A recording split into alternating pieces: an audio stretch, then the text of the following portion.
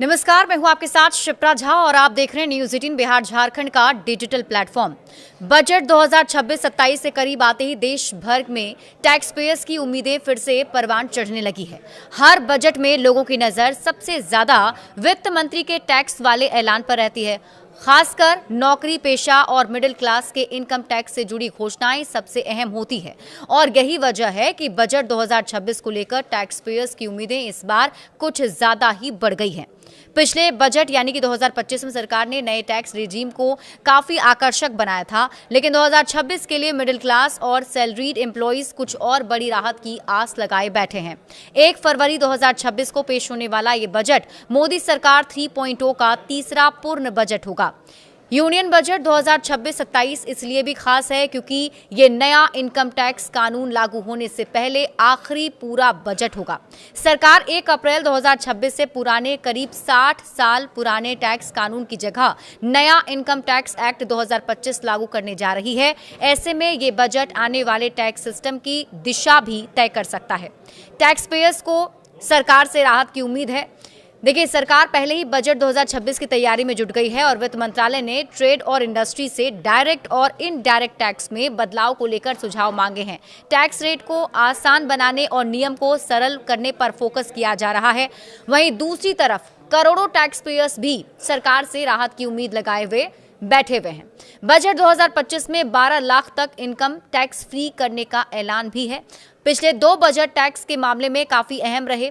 खास तौर पर बजट 2025 में नए टैक्स सिस्टम के तहत 12 लाख रुपए तक की इनकम को टैक्स फ्री कर दिया गया था और ये पिछले कई सालों में टैक्स पेयर्स को मिली सबसे बड़ी राहत मानी गई। इसके साथ ही नए सिस्टम में बेसिक छूट सीमा भी बढ़ाकर 4 लाख रुपए की कर दी गई थी।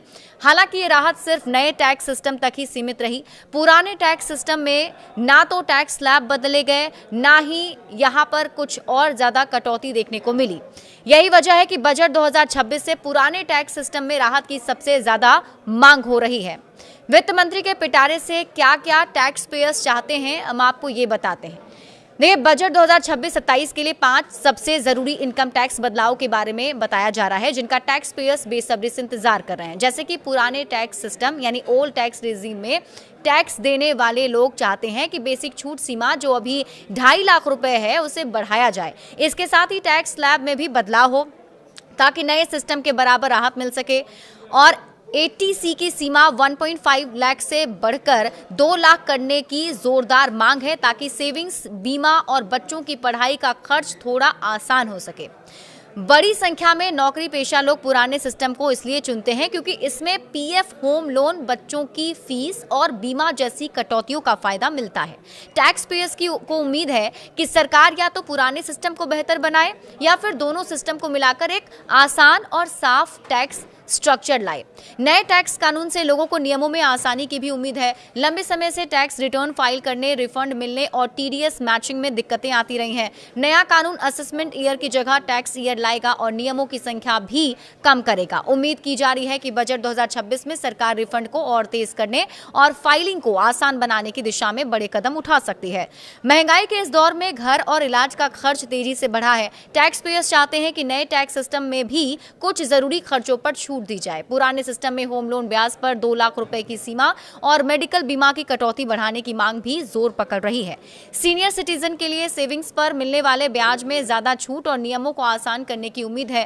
कैपिटल गेन टैक्स को लेकर भी लोगों को आसान नियम चाहिए। अभी अलग अलग एसेट पर नियम है जिससे कंफ्यूजन होता है। टैक्स पेयर्स चाहते हैं कि शेयर, म्यूचुअल फंड और प्रॉपर्टी के लिए एक जैसा आसान सिस्टम हो। डिजिटल एसेट जैसे क्रिप्टो और विदेशी इनकम को लेकर भी साफ नियमों की जरूरत महसूस की जा रही है। नए टैक्स कानून के तहत इन मामलों में साफ गाइडलाइन आने की उम्मीद भी है और इस बार टैक्स पेयर्स सिर्फ टैक्स कम करने की मांग नहीं कर रहे, उनकी चाहत है कि टैक्स सिस्टम आसान हो, समझ में आने वाला हो, भरोसेमंद हो। बजट 2026 में मिडिल क्लास और नौकरी पेशा लोगों को काफी उम्मीद है। नया टैक्स कानून आने से पहले ये बजट आम लोगों के लिए काफी अहम माना जा रहा है। बड़े अपडेट्स के लिए आप जुड़े रहिए न्यूज़ 18 बिहार झारखंड के साथ।